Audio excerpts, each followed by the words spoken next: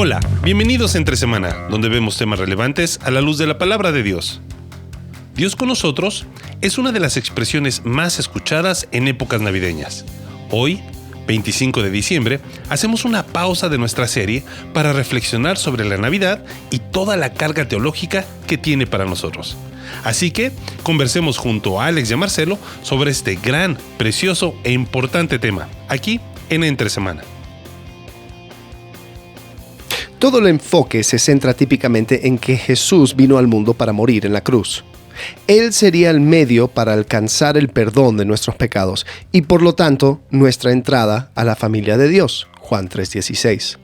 En otras palabras, cuando la mayoría de los cristianos piensa en Jesús, tiene la cruz en mente.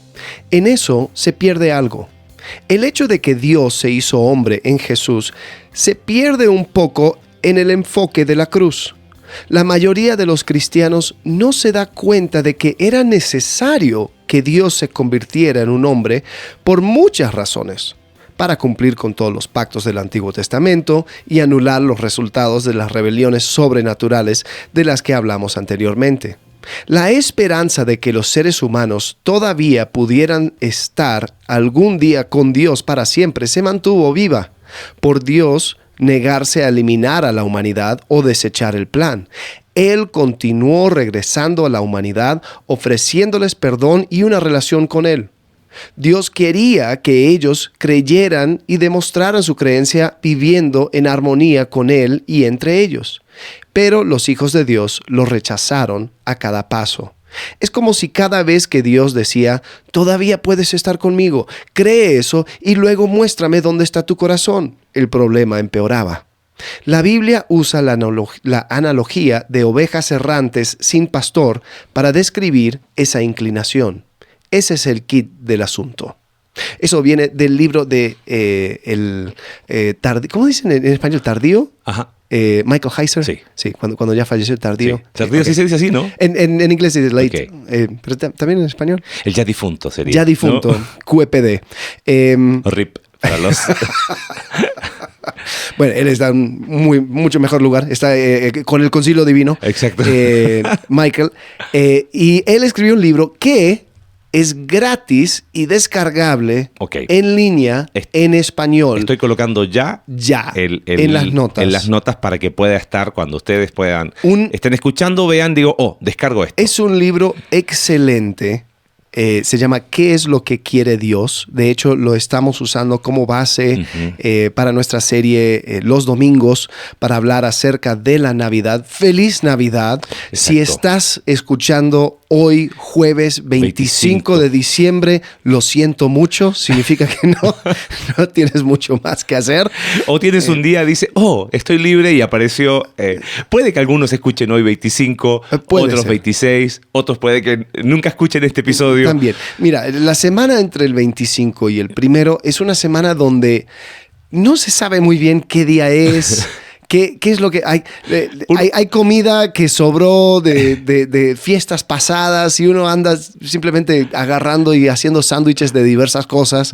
Pero si te encuentras en esta semana extraña, hoy queremos, estamos tomando una pausa de nuestra serie de tecnología para hablar un poco acerca de la Navidad y enfocarnos en este aspecto de la encarnación, la llegada de Jesús a este mundo y cómo es que, como acabo de leer, muchas veces cuando pensamos en Jesús, pensamos en la cruz y hay veces donde incluso su nacimiento es como que sí, todo bien con su nacimiento, todo bien con su llegada, pero la verdad, Él vino para morir. Para morir. O sea, su llegada era el presagio a la cruz, ¿no? ¿Cómo le llaman? Se me fue la palabra. ¿De dónde le colocaron? El pesebre. El pesebre de madera, ahí... Estaba la cruz, no sé, estaba hecho de la madera. La madera, la madera misma. Claro, la misma madera de la cruz, algo poético. Hay algo que comentamos en algún momento, preparando, porque hicimos una pausa también en nuestra iglesia en diciembre, y conversando dijimos, oye, justo este año cae 25 y 31. sí, no estamos grabando precisamente 25 de diciembre, sépanlo, pero dijimos, ¿por qué no tener algo especial de Navidad donde conversemos sobre el tema? Porque se da la fecha, ¿no? Y como dijiste tú, entre 24 y 31 es como un bucle de tiempo, no sé, es como que algo se paraliza, como tú dices. Si tienes algunos días libres o justo coincide que hay 25 tranquilo, algunos se toman algunos días entre 25 y 31, uno no sabe porque se está comiendo lo que quedó del 24 o lo que vas a comer el 31. Correcto. Entonces hay cosas así, hay muchas familias que tienen tiempo de pijama películas y es como, bueno, si estás escuchando entre semana, dejamos aquí. Pero una de las cosas que decíamos era, ¿por qué razón los teólogos gastan tanta tinta en hablar de muerte y resurrección de Jesús y poco se habla de su nacimiento? O si se habla es como, sí, nació, se cumplieron las profecías. Ajá. Belén, Miqueas capítulo 5, Isaías capítulo 7. Tuvimos alguna serie en algún momento hablando de eso, donde vimos detalles. Entonces, si quieres así más profundidad, es más, con eso. Tenemos un devocional en YouVersion que se llama De Edén a Belén. Tienes razón. Sí. Wow. Lo hicimos. Tenemos más recursos. Hace de años. Sí, y bueno, y la serie no se llamaba también así. Correcto. En el podcast de Edén y hicimos el vínculo. Sí. Si quieres algo un poquito más profundo que esta reflexión navideña, tienes ahí de Edén a Belén. Es que podríamos colocarlo también en las mismas notas y hacer autorreferentes. Claro. ¿Okay? Sí. Entre semanas, ¿cómo se llama? Se autorrefiere a sí mismo. Sí. Pero ahí está como para profundizar. No sé qué hay, porque no tengo la respuesta, lo pregunto para conversar. No sé si llamarle cierto menosprecio o poco desarrollo en esto de la encarnación de Jesús. Porque Navidad tiene que ver con, obviamente, nacimiento, pero ¿nacimiento de quién? Ajá. Del Hijo de Dios, que siempre existió, el Hijo de Dios siempre engendrado, Salmo 2, tú eres mi hijo, yo te he engendrado hoy, y este concepto de hoy es atemporal, y cuando hablábamos, creo que lo explicamos, este concepto de engendrar no tiene que ver con nacimiento, sino con único en su especie, ¿no? Uh-huh. Es alguien único en su especie siempre. Sí. Pero nace. O sea, tiene un punto de partida, porque creo que tiene que ver mucho con lo que dice Gálatas capítulo 4, versículo 4, cuando llegó el cumplimiento del tiempo, Dios envió a su Hijo, nacido de mujer, nacido bajo la ley. Uh-huh. Es como que, listo, acá hay un punto de inicio de el Hijo eterno encarnado. Eso vendría a ser nacimiento. Y es como que, se toma como, qué bueno. Y ahora esperemos, ¿cuántos son? 33 años para que muera porque Él nació para morir. Apúrate y muérete, claro. para entonces rescatarnos. Sí, y yo creo que ahí es donde, si continúas el pasaje, Gálatas 4:4, pero cuando vino la plenitud del tiempo, Dios envió a su Hijo, nacido de mujer, nacido bajo la ley, a fin de que redimiera a los que estaban bajo la ley. Y ahí, si pararíamos ahí, diríamos, ¿viste? ¿Ves? Nació para morir. Dice, no, porque continúa, dice, para que recibiéramos la adopción de hijos. Porque ustedes son hijos. Dios ha enviado su espíritu de su Hijo a nuestros corazones clamando, Abba, Padre. Entonces, el fin tanto de su nacimiento como su muerte es para que nosotros pudiéramos tener una relación íntima de hijos con el Padre. Una relación filial.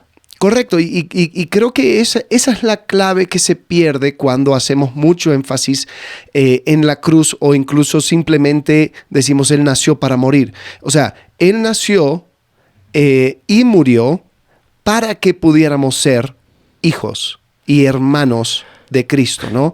Está ese pasaje en Hebreos, ¿no? ¿Dónde está? Capítulo 2, o capítulo... Sí, capítulo 2.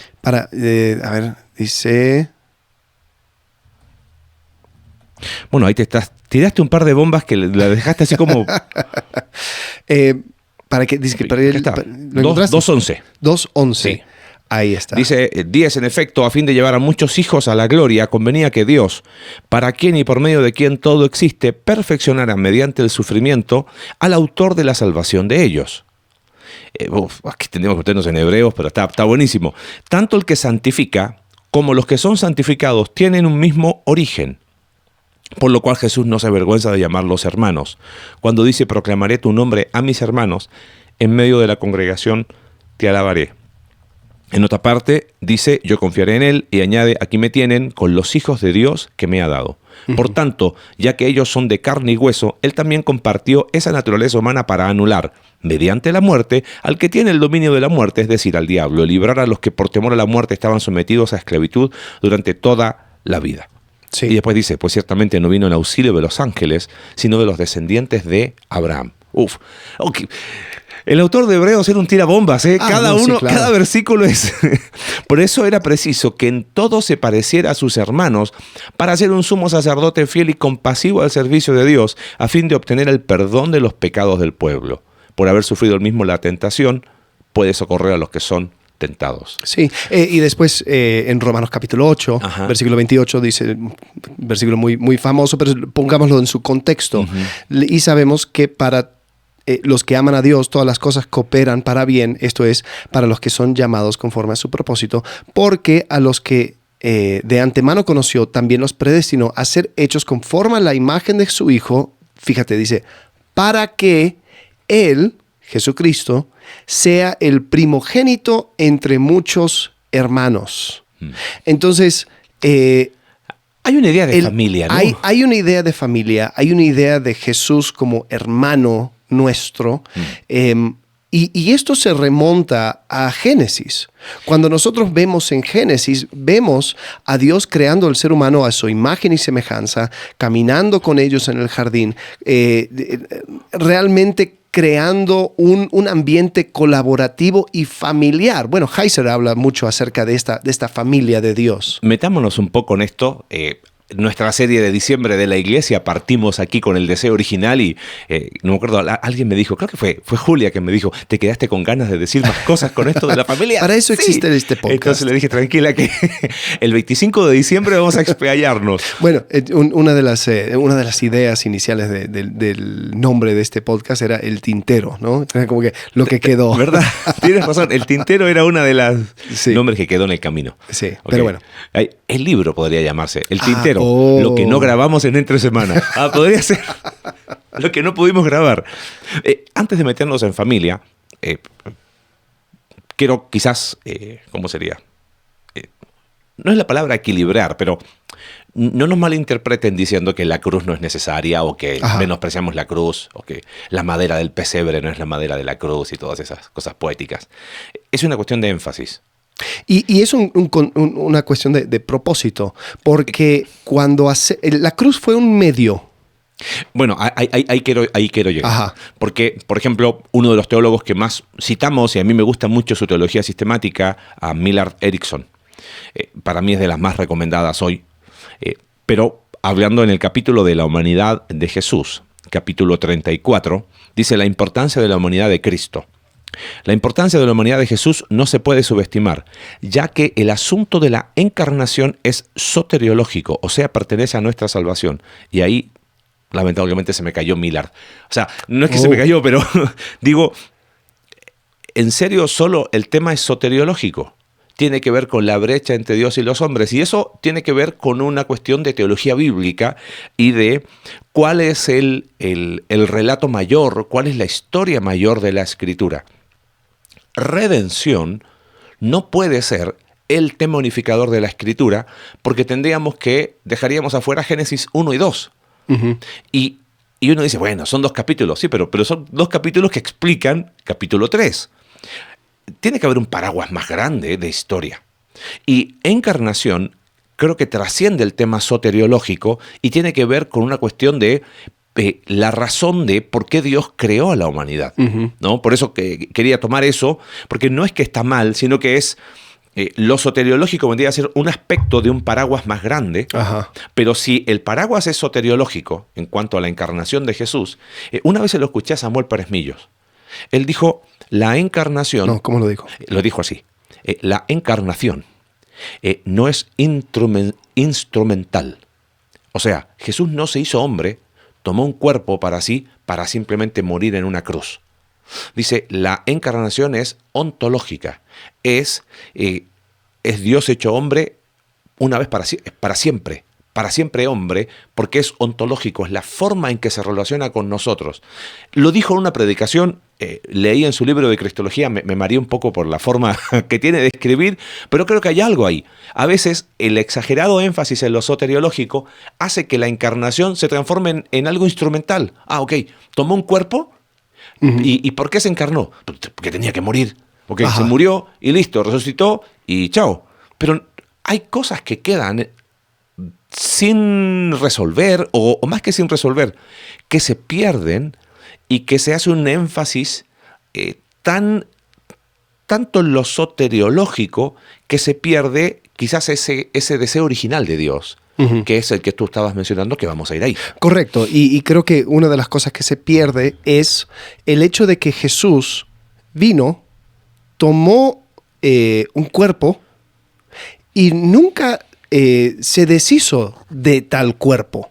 O sea, porque a veces nosotros sí, Jesús vino, hizo lo que tenía que hacer y después botó el cuerpo como trapo sucio y ahora, o sea, volvió a estar como Dios. Y es interesante, hasta como que la imagen de Filipenses 2 se puede tomar así, ¿no? Existía en forma de Dios, no consideró el ser igual a Dios como algo que aferrarse, se despojó a sí mismo, tomando forma de siervo, haciéndose semejante a los hombres, después, o sea, murió. Y después dice, Dios también lo exaltó hasta lo sumo, le confirió el nombre que es sobre todo nombre.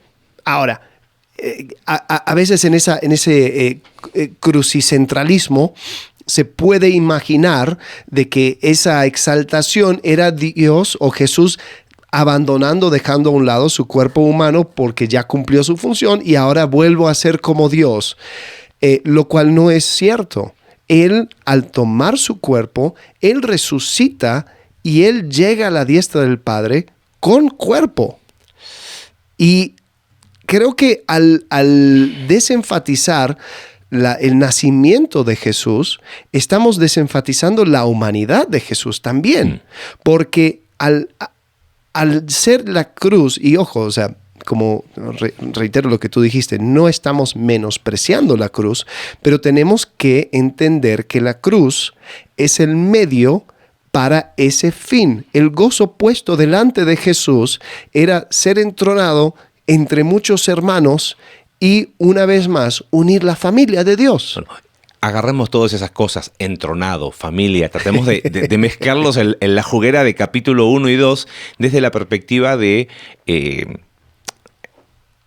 creo que es, no digo que es la perspectiva de Heiser, quizás Heiser fue el que lo popularizó, y por eso el libro que les recomendamos, que es como la introducción a la teología del mundo sobrenatural de la Escritura. A mí me fascina. Es como el librito es corto. Muy corto. Es un tratado, básicamente.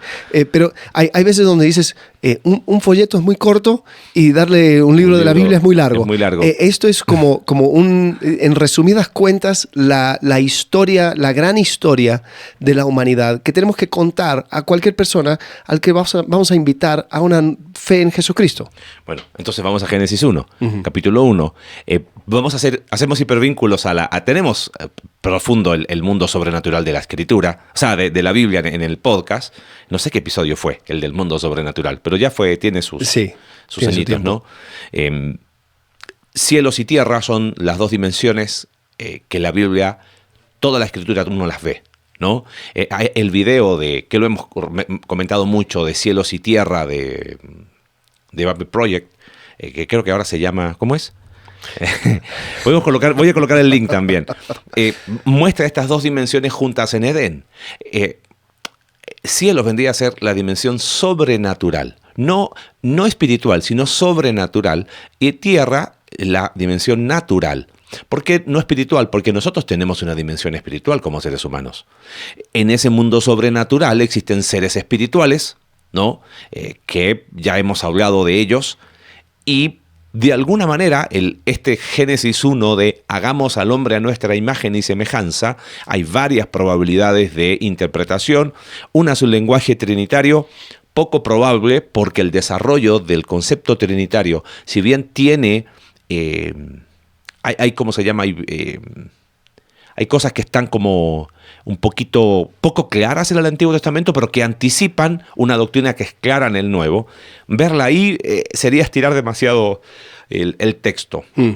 Otros dicen que el hagamos al hombre a nuestra imagen y semejanza es un lenguaje, ¿cómo le llaman? De rey, como que los ya me voy a acordar el nombre, que los reyes, claro, hablaban como en plural. Ajá, sí. Ya me voy a acordar el nombre técnico. Puede ser, pero creo que es poco probable porque no, si fuese algo común, se mantendría en todo el Antiguo Testamento. Sí. ¿No? Heiser, y no solo Heiser, es un montón, quiero hablar que va más allá de Heiser.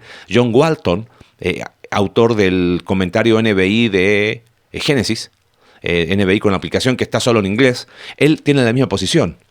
Y es muy interesante, Ben Witherton también tiene la misma posición, y él habla de que está hablando con los seres espirituales.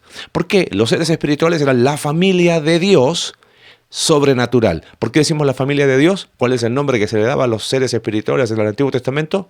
Hijos de Dios. Todo el Antiguo Testamento, los seres espirituales reciben el nombre de hijos de Dios. O sea, el concepto de familia está en el lenguaje del Antiguo Testamento. ¿Cuál era una de las características esenciales que compartían esos seres espirituales? Es que tenían capacidad de tomar decisiones, libertad, no sé si llaman la libertad de tomar decisiones, tenían llámale libre albedrío, como quieras, responsabilidad moral de sus decisiones, y esa es una de las características esenciales de ser creados a imagen de Dios. Así como los seres espirituales, familia sobrenatural, de alguna manera compartían ciertos atributos de Dios, la familia que Él crea terrenal hace lo mismo. Por eso, hombre y mujer son creados a imagen y semejanza de Dios, algo único del resto de toda la creación natural. Ahí está la equivalencia de familias, Sí. ¿no? Claro, hasta ahí. Perfecto. ¿Qué sucede después? ¿Qué hay con esto de familia? ¿Cuál es el lugar que se le da al ser humano? Tú hablaste de rey. Ajá. El lenguaje de someter es un lenguaje de reino. Imagen, Heiser lo explica bastante en sus libros y en sus videos, de que tiene que ver con imagen representante, ¿no? Y esa es la razón por la cual no había que hacerse, ¿cómo es? Éxodo. Sí, no había que ser ninguna imagen de Dios, estaba. porque nosotros éramos imagen de Dios. Uh-huh. Sí. Y bueno, continuando con esa lógica, Dios crea entonces y da al ser humano esa posición de autoridad. Hay una conexión con Dios, hay un mandato a expandir, a poner en orden el caos de este mundo para que sea el espacio donde Dios reina, uh-huh, bajo digamos, la autoridad del ser humano. Entonces, después ya llegamos a Génesis 3, ellos rechazan ese mandato, uh-huh, deciden reinar de manera unilateral y ahora están en rebelión con Dios. Ahora ellos no están en esa... ¿Qué podríamos decir que cambió? O sea, su estatus de hijo fue afectado, sí, de cierta manera. Sí, claro que sí. Hay una esencia al ser humano. No se quita la imagen de Dios, pero sí se ve afectada la imagen, ajá, de Dios por el pecado y cambia la relación. Correcto. O sea, dirías que es como este príncipe... ¿Cuál es? ¿Harry? El que se casó con la actriz americana. O sea, ya sigue siendo hijo de... Pero ya no es parte de la familia real. Pero ya no es parte de la familia. Wow. O sea, si hablamos de genética, claro, de sangre, trae la sangre, sí, de realeza, pero no va a ser considerado para nada porque él está en rebelión abierta. Él está rechazando... Bueno, ¿quién? ¿Cuál él? ¿Adán o Eva o el príncipe? ¿Cuál era el príncipe que mencionaste? Creo que es Harry, ¿no? La que se casó con esta... Sí, no, sí sé cuál es. Ay, ¿cómo se llama esta actriz? Príncipe... ¿Sí, Harry es? Bueno, estás hablando con uno dos. Es el malo. Príncipe Harry. Sí, Harry es el... ¿Y se casó? ¿Cómo se llama la mujer? Ahora está, me va a cargar en algún momento. Que hizo una especial en Netflix. No es muy querida en los palacios reales. ¿Por qué no me carga mi computadora? Internet está lento. Bueno. Sí, es el hijo menor. Sí. Meghan Markle, sí. Okay, sí, okay. Ya se casó con Entonces, Meghan Markle llega a ser como la serpiente aquí en este...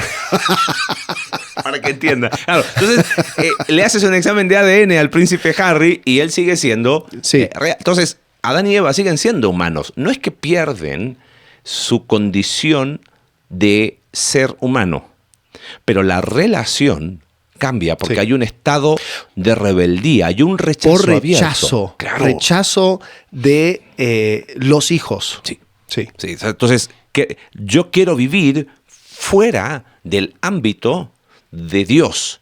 Quiero vivir fuera de la familia de Dios. Sí. Es eso. Sí. ¿No será un equivalente al hijo pródigo? No, pero ya me estoy ya, yendo, sí, yendo demasiado lejos. No, Pero- claro, que oscureces. Está bien, pero ellos rechazan rechazan ser parte de la Sí. familia de Dios. Sí. ¿No? Porque es la mentira, el engaño de la serpiente es: seréis como Dios. Ya no necesito a mi padre.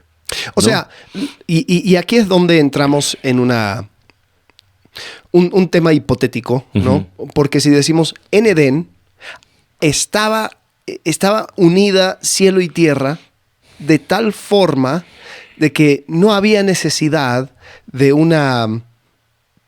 de algo que pudiera llegar a suceder, como, o sea, no había necesidad digamos, de la cruz, ¿no? O sea, fue después de esa caída donde fue necesario empezar a entablar un plan de rescate para la humanidad. Ok. Lo hipotético en este sentido podría ser, el plan de Dios desde siempre fue la encarnación. O sea, ¿Dios siempre iba a hacerse humano? Creo que sí. Esa es una opinión de vuestro servidor. No la he leído mucho porque sí es una opinión de mucha especulación. La encarnación iba a ocurrir sí o sí.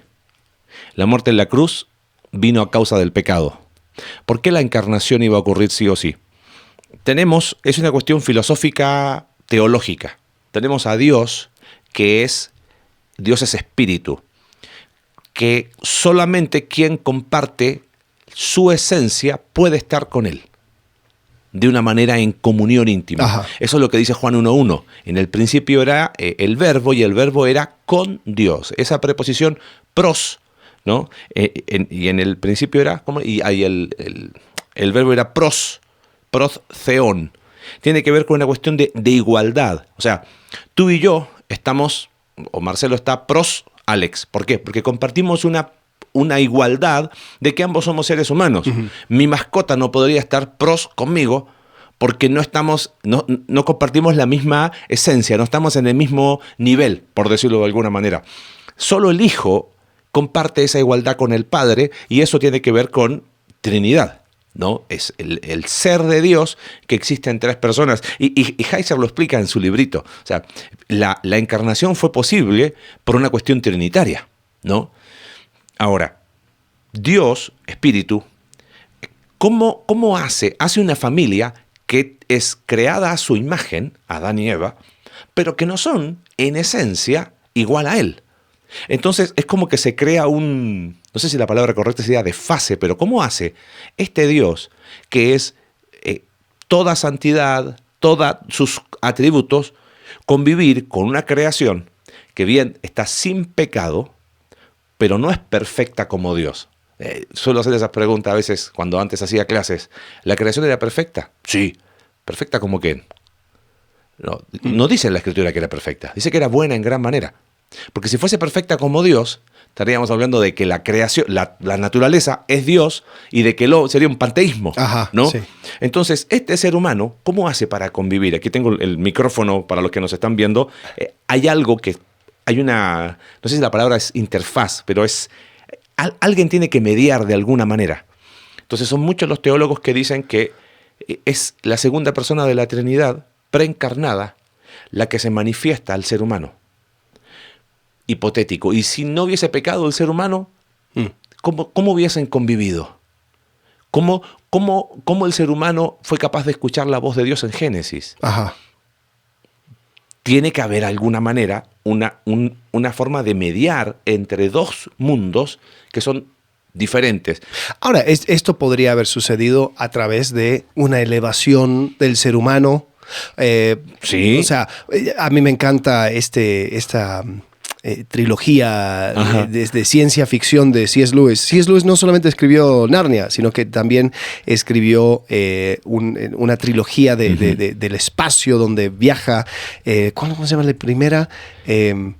Bueno, no me acuerdo, pero la segunda es un libro que se llama Perelandria. Y Perelandria tiene a una persona yendo a un planeta que, según como lo describe Lewis, está en un estado como que precaída, y entonces se encuentra con un ser humano, un tipo, sí, como un tipo de ser humano, una mujer, y está una serpiente, o está Satanás, básicamente, y está tentándoles, les tienta, pero en este planeta ellos superan la tentación. Y es solamente cuando ellos superan la tentación que son coronados. Y, está muy interesante. Sí. Más allá del planeta silencioso. Esa es la primera. Y después viene Perelandra, y esa horrible fortaleza. Esa horrible fortaleza. Yo me quedé en la mitad de esa. Un poco más lento. Pero sí me eché Perelandria. El punto es, Lewis con este libro está explorando todo eso. ¿Qué sucedería si el ser humano hubiera superado la tentación? Y la manera en que lo describe Lewis es como una gran coronación, y es como que ahora sí comienza la verdadera vida en esta tierra. Ahora sí vamos a poder convivir. Entonces, podría ser, vuelvo a decir, o sea, estamos entrando en el mundo de lo hipotético porque no sucedió, pero puede ser que haya un... Puede ser que la mentira de la serpiente se mezcló un poco de verdad. Quizás sí serás como los Elohim, serás como los seres espirituales, conociendo el bien y el mal, pero por medio de una sujeción y una obediencia a Jehová. Puede ser. Entonces, pero sí, lo que describes es correcto. Hay una brecha entre la creación, el ser humano, y Dios, que inhibe esa intimidad. Por lo tanto, suponiendo de que el rechazo vino consigo, eliminó la posibilidad de un ascenso del ser humano, ahora era necesario que Dios bajara para estar con el ser humano. Bueno, Heiser explica cómo el mundo judío creía en los dos Yahvé, en los dos Jehová, en el visible e invisible. ¿Cuál era la idea? Es lo que aparece en la escritura del ángel de Jehová, que nosotros, entendiendo Antiguo y Nuevo Testamento, decimos es el Cristo preencarnado, ¿no? Es una teofanía. Pero para los judíos era el Jehová visible. Sí. Era Dios que tomaba una forma humana. Solo que en los tiempos post-Jesús, eso sonaba mucho a Jesús, entonces desaparece. Sí. Es muy loco porque desaparece de todos los escritos rabínicos posteriores. Los únicos que quedan post-caída de Jerusalén son los fariseos. Y se elimina. Desaparece por completo esta idea de el Jehová visible, porque sonaba a Jesús. Sí. Es obvio, ¿no? Pero si tú lees Génesis, sí es bastante raro. O sea, cuando tienes a Jehová llegando con Abraham, y después dice, y le lleva para afuera de su tienda para que mirara las estrellas, hay una imagen o hay un lenguaje que sugiere de que Jehová se presenta como una persona. Cuando habla con Moisés, dice que hablo con Moisés como una persona, un hombre frente a otro hombre. Hay esta idea de que Moisés no estaba simplemente escuchando una voz desde el cielo. Había una relación de pares, ¿no? Entonces, uno dice, ¿qué hago con eso? O sea, como dijiste, al otro lado del Nuevo Testamento, nosotros decimos, fue Cristo preencarnado. Pero ahí podemos ver incluso el deseo de Dios de convivir con los seres humanos. Quiero quedarme con algo que dijiste recién, porque esto es 25 de diciembre, Navidad, y es como, celebramos que Jesús nació para morir. Sí. Y quizás nuestro deseo es ampliar eso. No está mal decirlo, pero queda corto. Se pierden muchas cosas de la grandeza de la encarnación. ¿Será esa la razón por la cual Pablo en 1 de Timoteo 3 dice, e indiscutiblemente grande es el misterio de la piedad? Y lo primero que dice, Dios fue manifestado en carne. Y es como que aquí hay algo tan misterioso que aún le coloco el adjetivo grande. Solamente aparece 2 veces eso. Aparece en Efesios, cuando habla de dejar al hombre padre y madre, se unirá a su mujer, serán una sola carne. Grande es este misterio, pero yo digo esto de Cristo, la iglesia. Y también aparece ahí en 1 Timoteo 3. O sea, está hablando de algo que no es fácil de comprender y le añade el calificativo de que es un misterio grande. Sí. Dios fue manifestado en carne. Porque dijiste recién algo. Sí, en esto de que se prelandra, ¿no? La coronación. Hay algo de eso en Génesis, hay algo de eso en Salmos. Porque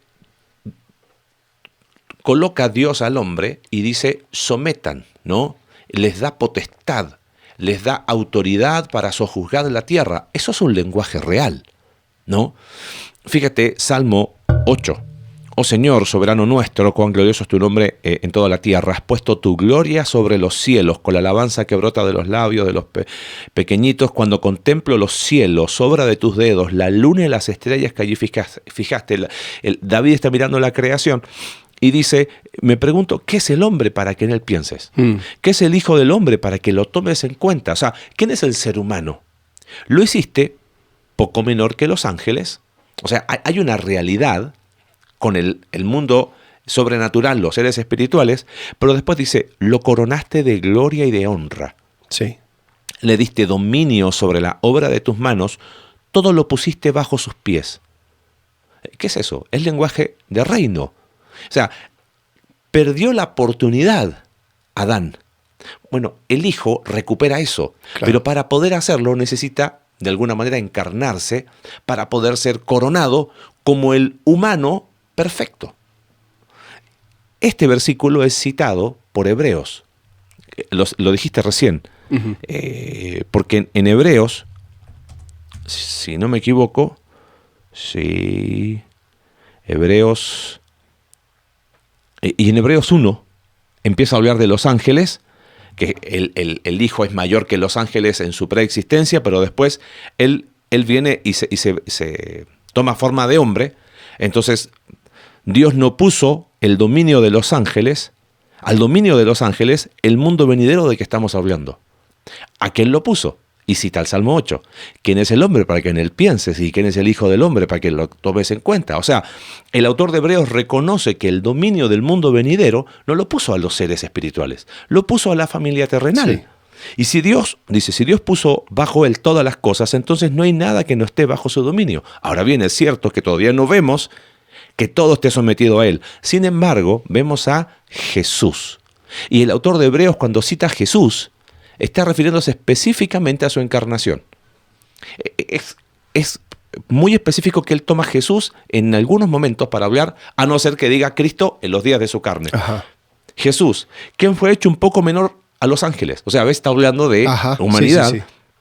Coronado de gloria y honra por haber padecido la muerte, así por la gracia de Dios, la muerte que él sufrió resulta en beneficio de todos.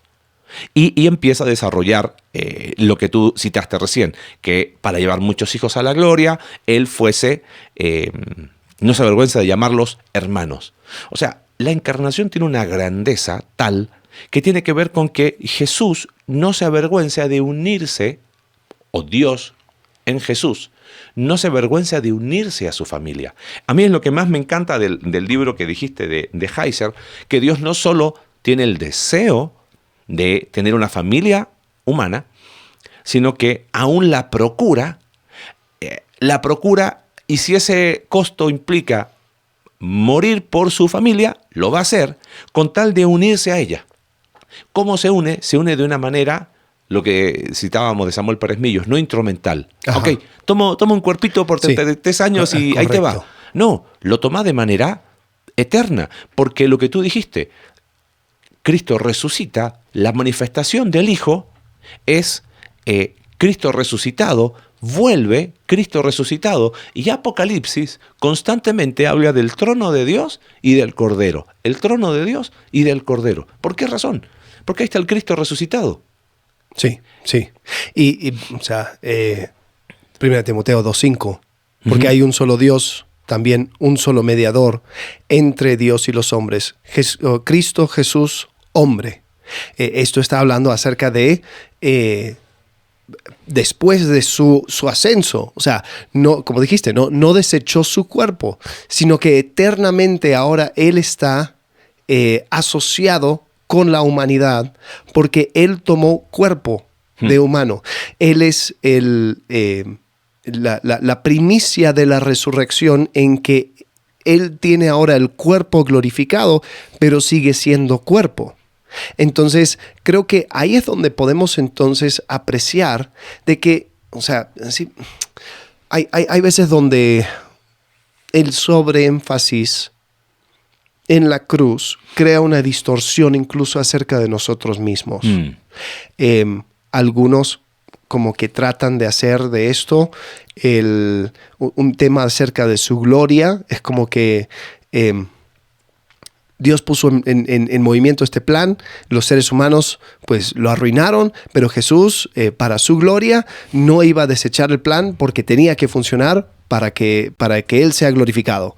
Y es como que, o sea, como que nosotros terminamos siendo como que el mal necesario, y Jesús como que obligadamente tenía que venir a la cruz a rescatarnos para que bueno, porque yo hice este plan, no lo voy a dejar.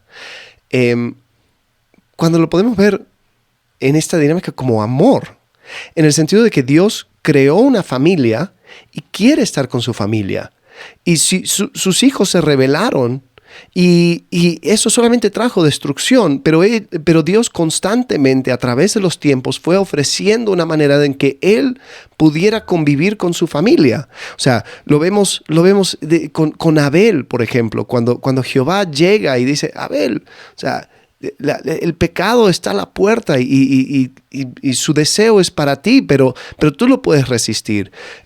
Lo rechaza. Después, o sea, en Babel, o sea, Jehová, después del diluvio, les da otra oportunidad a la humanidad. Ellos lo vuelven a rechazar, rechazan su mandato para ellos. Dios los dispersa. Pero dice en Deuteronomio 32 que Él reservó para sí Israel. Entonces ahí vemos el llamamiento de Abraham. Y lo vemos no como, bueno, o sea, ya que todos me rechazaron, bueno, tú, Abraham, te voy a escoger. No, lo hace para, y lo dice explícitamente, para que por medio de ti sean bendecidas todas las naciones. O sea, su plan sigue en pie, pero no es... El centro no es el pecado.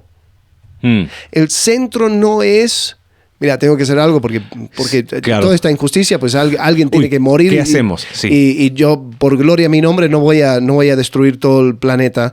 Es un deseo de convivir y tener a su familia.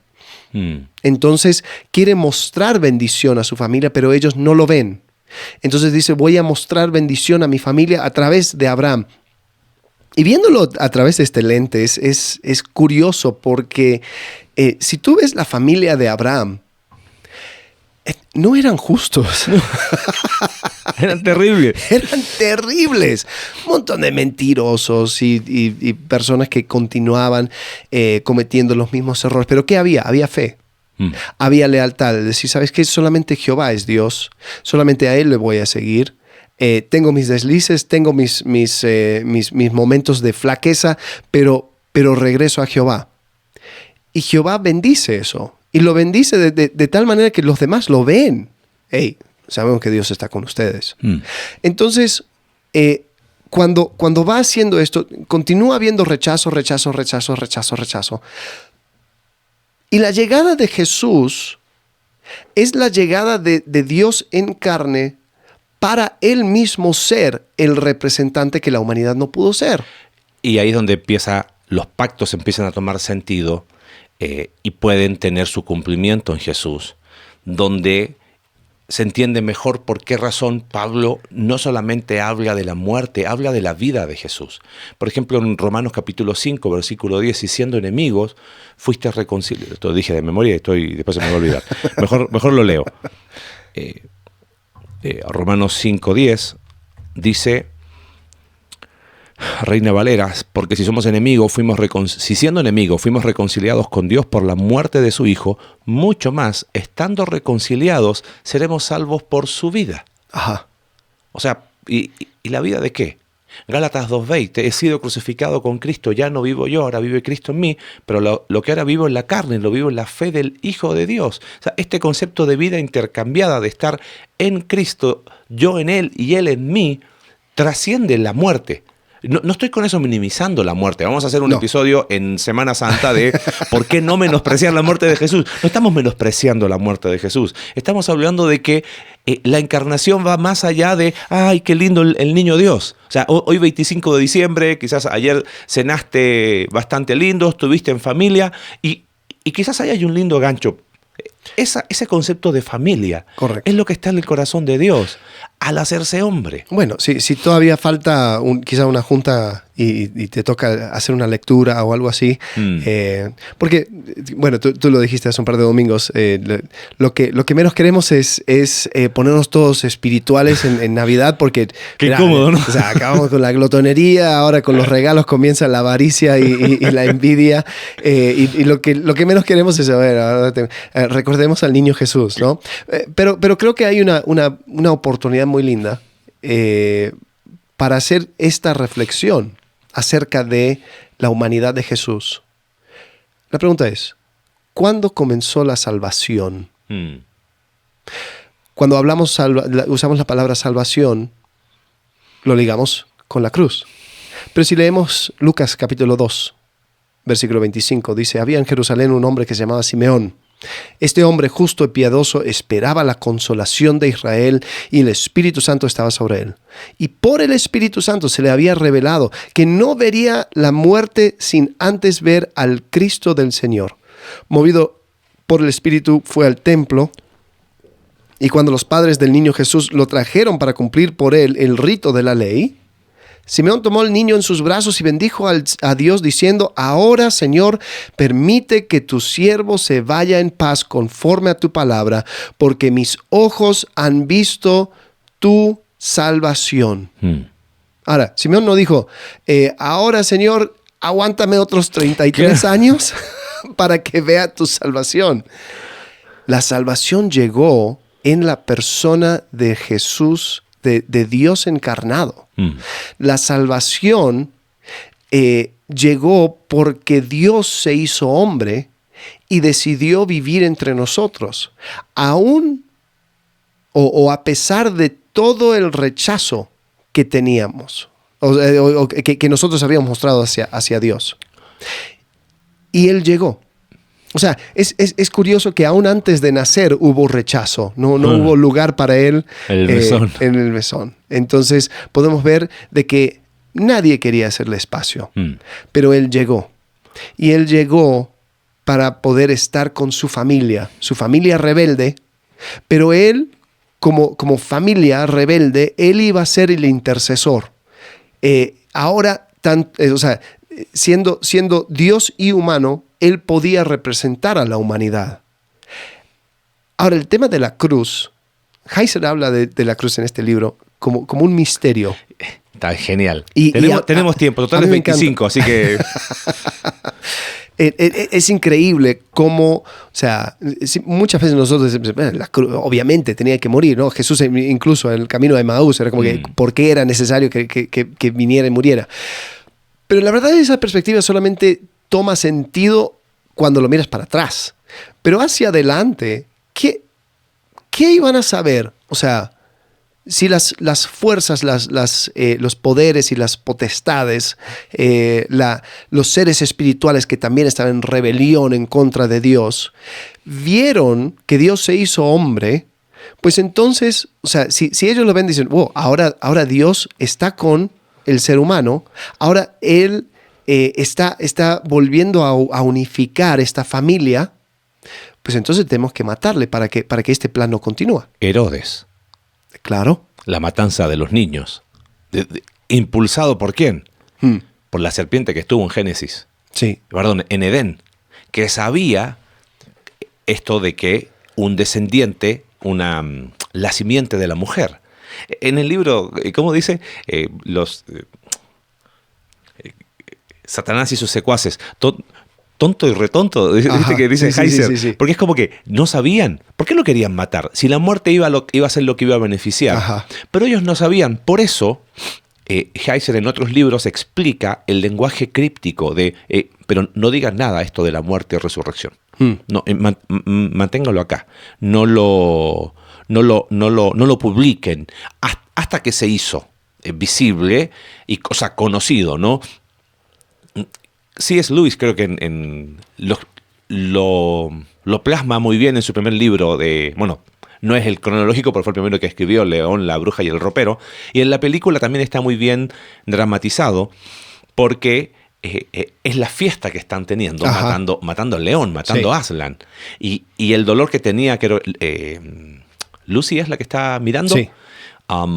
Pero después cuando resucita, dice, ellos no sabían, si hubiesen entendido qué significaba que alguien muriese en lugar de, ¿no? Algo así decía, o que si alguien inocente muriera en la mesa de piedra, algo así. Pero la idea más profunda es parte del plan, pero no es la esencia del plan. Él se encarnó para estar con su familia que ahora ya no es la familia, no es Adán y Eva por ser seres humanos, sino son los seres humanos que han puesto su fe en Jesús. Los de la fe, lo dice Hebreos, vino a buscar a los hijos de Abraham. ¿Y quiénes son los hijos de Abraham? Los hijos de la fe. Ahora, no sé si ya tenemos, creo que es suficiente, el énfasis es, agradece por la encarnación. Sí.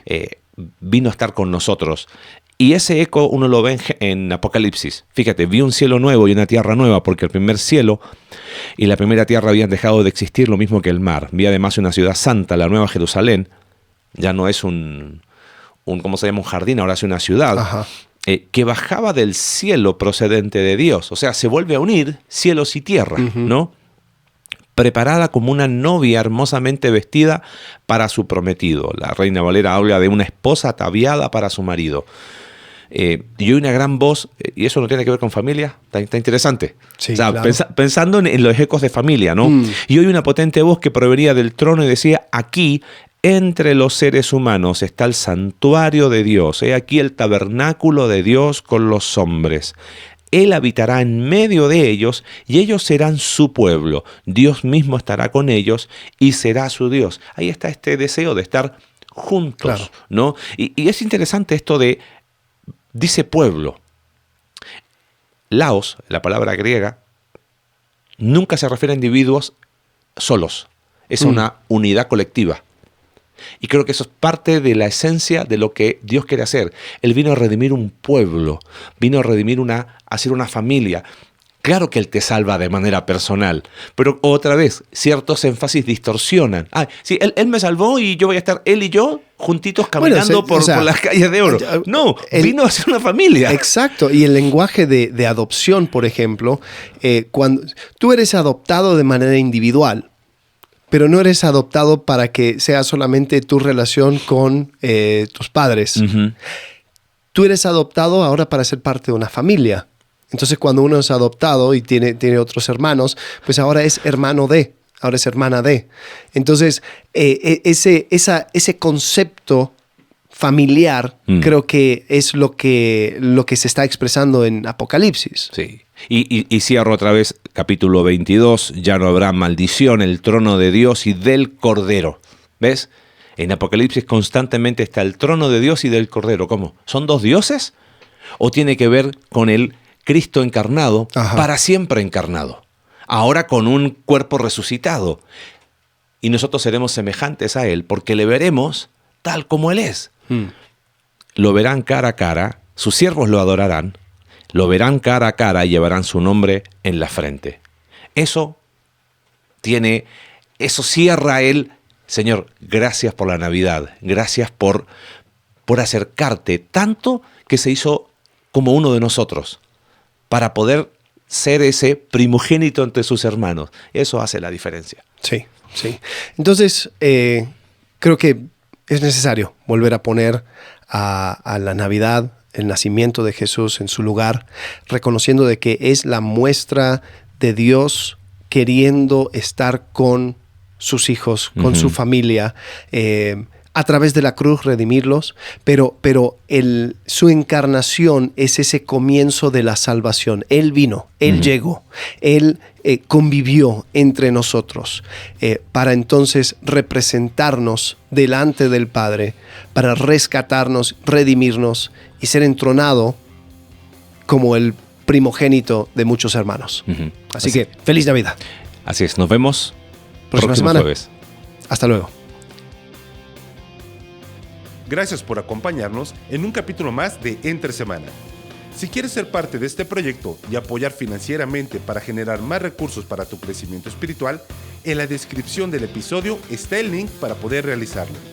Recuerda que puedes seguirnos a través de nuestra página web icv.mx/entresemana y puedes enviarnos tus preguntas a entresemana@icv.mx y en X @entresemanacv. Ayúdanos a difundir este contenido dejándonos tu valoración en tu aplicación de podcast favorita.